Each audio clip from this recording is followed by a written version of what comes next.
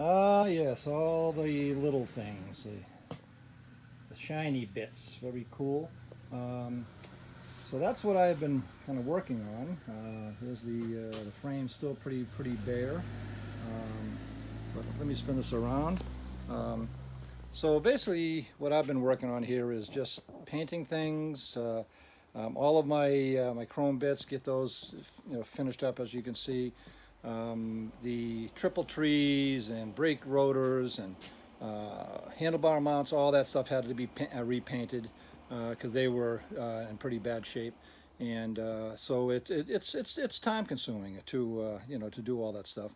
But it's very rewarding at the same time because you're seeing that transition right away, and it's just a cool thing. But like I had mentioned earlier on a different video, is if you are getting it all inspired to want to try and buy an old bike and bring it back, don't be afraid to. It's you can buy these things for a couple $100, $300, $400, whatever it may be, depending on the shape of the motorcycle, and it's the disassembly and stuff like that is nothing more than cataloging with your cell phone or camera, doing videos of how everything is on the bike before you start, and as you take it apart, take a picture or video so you have that catalog. And you can, as you're doing the reassembly, you can just, oh, there it is, no problem. I understand. I remember that. The mechanical part, as far as the engine goes, like that, I know that's what freaks a lot of people out. But like I did in a previous video, my first line of business when I get a bike home is I pull the cobs out of it, and I will get the cobs cleaned up, pop them back in, and fire it up. Make sure that it runs. Make sure I don't have a bad motor. Bad a lower end knock, wrist pins. Cams that are peeled, who knows, whatever it could be. You never know with one of these old motorcycles.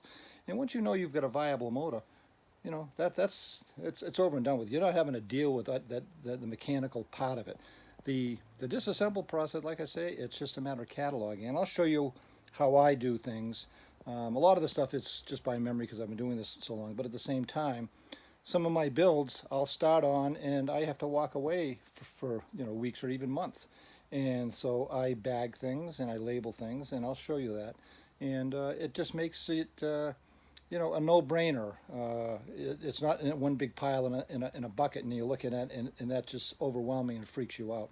So I'll do a little pan of what I've done and what I'm working on, and we'll go from there. But also in the comment sections, if you guys have any questions on how should I start, whatever, to put it in there. I'll answer everything to the best of my ability. And it's some stuff it's hard to answer via text, but there's so much stuff out there. Mosquitoes. Service manual helps a lot, but also you can go on and actually look at exploded views of the motorcycle, every little bit, and you can see the sequence of how the bolt and washer and everything goes together. So it's there's all this stuff out there that can make things a lot easier for you if you're not really comfortable with it. But again, I'm more than happy to answer any questions, the best of my ability, if you lay them in there. So okay, so. Like my little opening shot, I'm going to get my little chair here because I'm old and I like sitting down.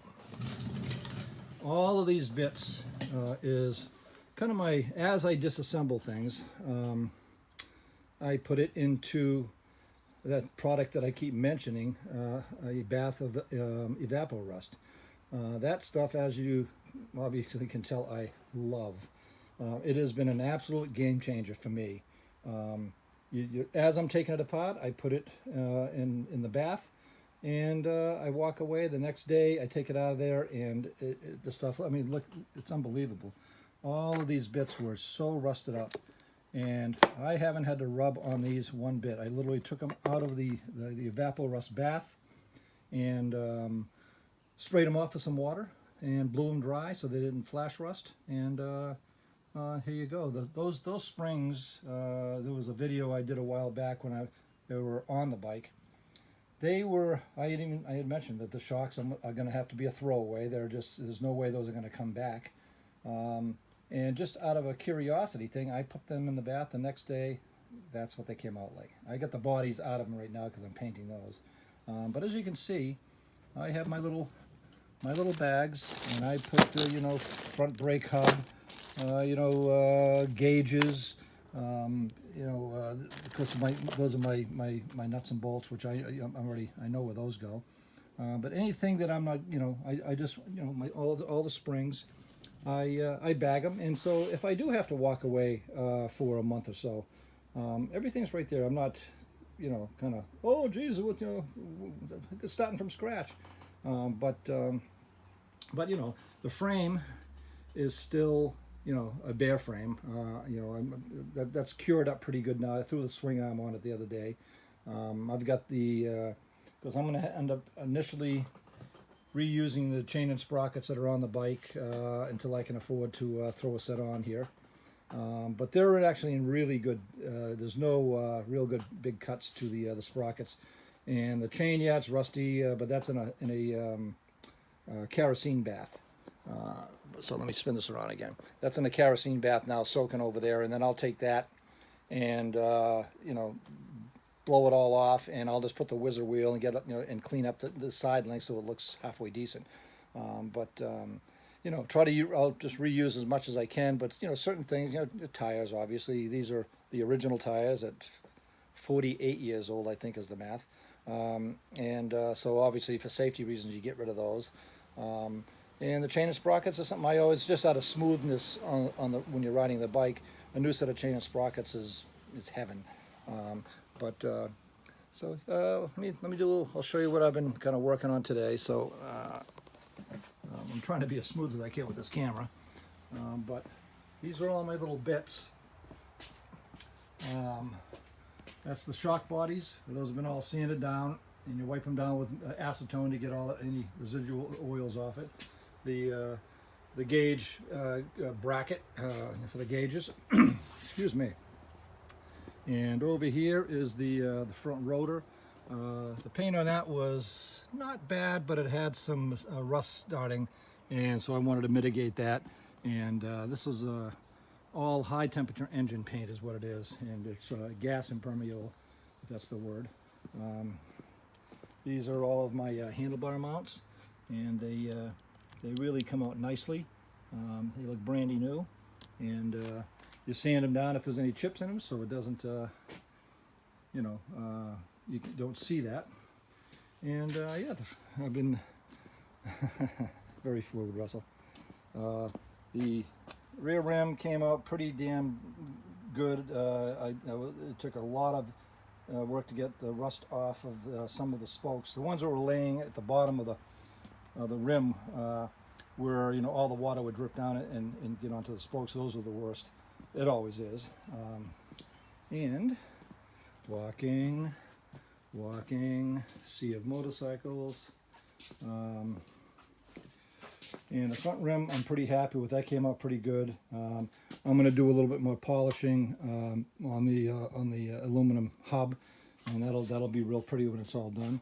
But yeah, so let's see. I think that's all I can tell you at this point. The triple tree came out really nice. That'll be really nice. And so yeah, that's where I stand right now. You know, I'm trying to get better at the whole editing thing. I actually figured out how to meld them, and I get up to 3 in the morning again, to trying to kind of learn where I wasn't under the pressure of uploading, to fade into it, fade out of it, and I learned quite a bit this morning. So hopefully this video and the next will be a little more seamless, a little more professional. But it's a lot, you know. This whole YouTube thing it's a lot of work, and feeling comfortable in front of the camera, all these little, you know, things I do, and stuff you don't realize you do, because you know, until you see yourself on camera. But I'm getting better at it, and you know, it is what it is. You know, I am who I am. I'm just an old dude working in my garage, and I got enough pressure from sisters and friends to start videotaping this stuff. It's always been slightly videotape, but only for family and friends is all I ever did with it, just so they could see what I was doing. And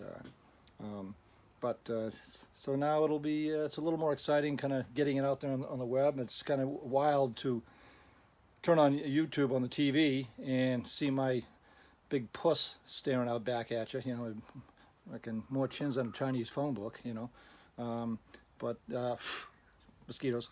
So anyway, that's it. And again, throw the questions, and you got to do the YouTube thing. If like and subscribe if you're getting any enjoyment out of these things at all, because it definitely helps build the channel, so you get you know, eventually hopefully get monetary. I don't know what the whole thing is to start making money. I don't know if it's views or subscriptions. I have no idea. But it'd be nice to, you know, hell, if I made a couple $100 a month to pay my electric bill, or, you know, buy tires, whatever it may be, that would always help. Living on Social Security, it's tight. So, okay, panning back over, and I'll do that thing, and I'm going to pan to the shiny bits again as I almost fall on the ground, and fading.